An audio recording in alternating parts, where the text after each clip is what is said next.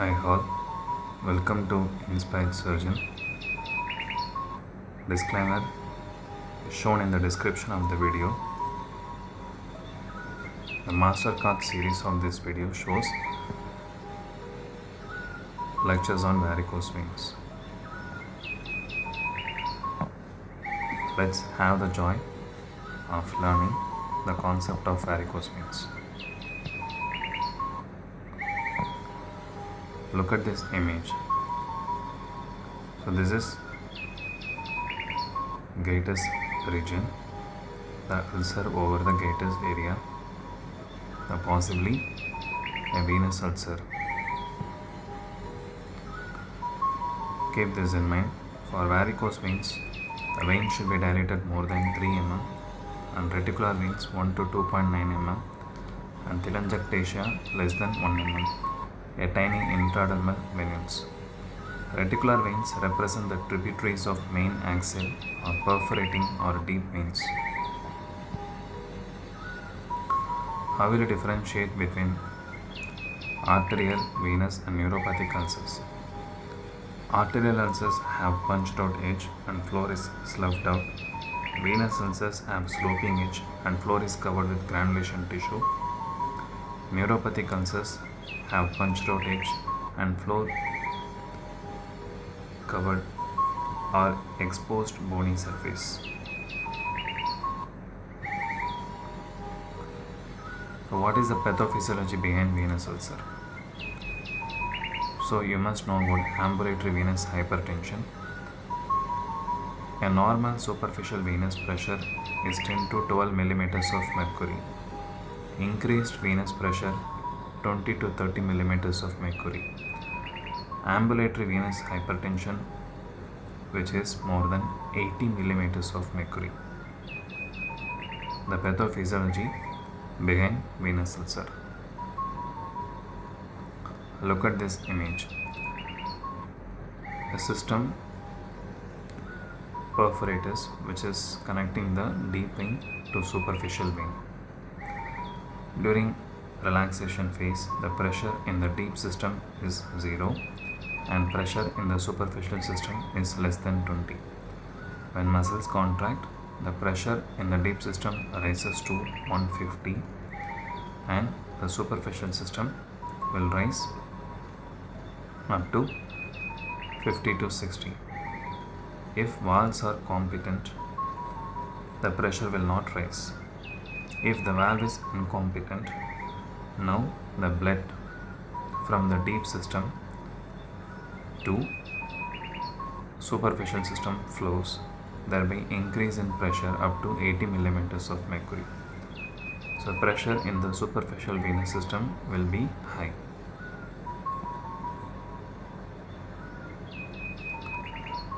As we discussed, incompetent valve, there will be increase in deep pressure, pooling of blood into superficial system. The failure of fall of pressure in superficial venous system during relaxation phase less than 20 millimeters of mercury of ambulation because of a perforator incompetence. There are two important theories that is mainly responsible for ulcers.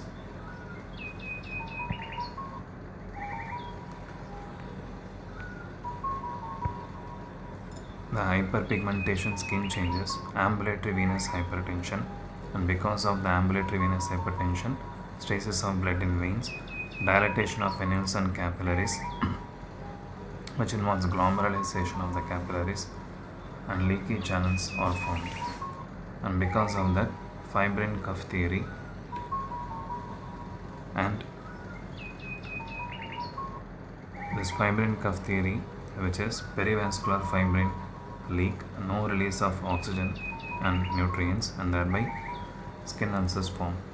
RBC WBC marginates, and because of the RBC margination, RBC degrades, and thereby RBC hemoglobin will release, which turns into hemosiderin deposition. Skin pigmentation occurs. With respect to WBC is not flexible, so it can't pass through the narrow channels. Proteolytic enzymes will release capillary endothelial damage will occur, and thrombus formation, clots will occur. There will be no release of oxygen to the skin, thereby skin ulcers forms. So WBC will stimulate mast cells. If degranulation occurs, histamine release will be there. Itching and seizures and itching and eczema will be there. Investigation wise, Doppler ultrasound, 8 MHz flow detector. Patient should be in standing position and do Valsalva maneuver. Venous flow is of, we have to look for 3 points: venous flow, patency, and reflex. Venous flow, if it is monophasic, it is one direction. If it is biphasic, which means we have to ask the patient to do Valsalva maneuver. So if there is a reflex, it will be biphasic in nature. Reflex time more than 500 milliseconds for superficial veins, and for perforators reflex time is more than 500 milliseconds, more than 3 mm diameter. Doppler imaging, a non-invasive operator dependent real-time V ultrasound Doppler study plus Doppler study. So look at this depiction. The probe which is placed on the vein, proximal portion and distal portion. So we have to look for the following points: venous lumen flow, direction of flow, reflux of blood, and pelvic source of infection. So proximally, if we interrupt, now distally the pressure rises, and that is augmentation. The probe compress over veins.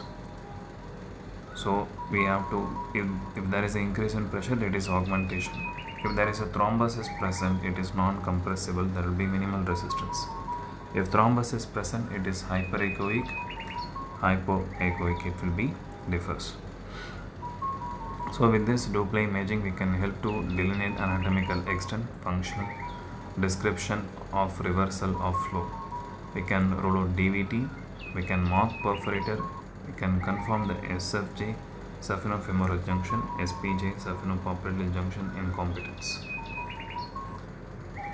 So what is diagnostic venogram? Ascending venogram, injection into the dorsal venous arc. Descending venogram, injection into femoral vein.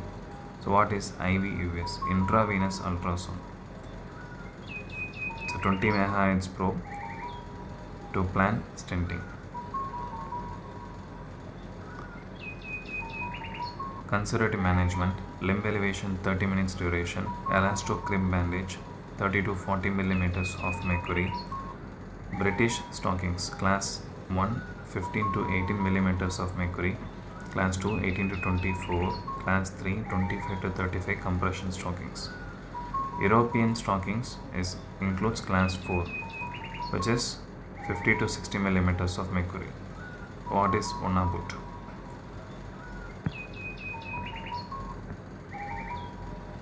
It's a triple layer compression dressing, zinc oxide gas,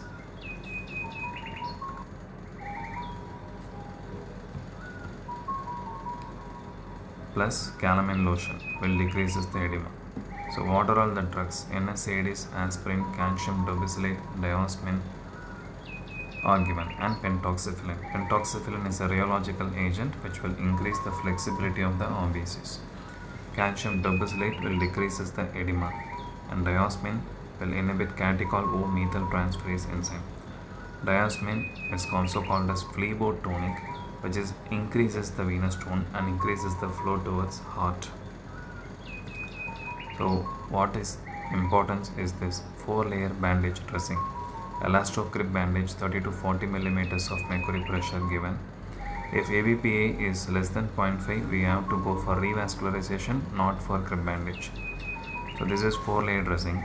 First layer is orthopedic wool, which reduces pressure and distributes pressure evenly and help to absorb excess X-rays. Cotton crib hold the first layer. Elastic bandage 1/3 of interface pressure, which is first compression layer.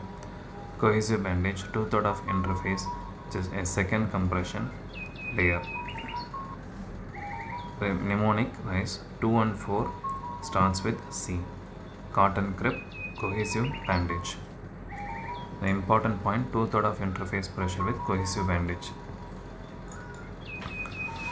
So what will happen if I don't treat this varicose vein? Remember this mnemonic: pelvic PPH, pigmentation, eczema, equinus varus, lipodermatosclerosis, itching, venous ulcer, marginal ulcers, phlebitis, periosteitis, hemorrhage will happen. So the important key things we have to know this: advanced venous disease, the earliest sign is corona phlebitis, the most advanced sign lipodermatosclerosis, atrophic blanche, hyperpigmentation. So hyperpigmentation was mainly because of hemosiderin deposition.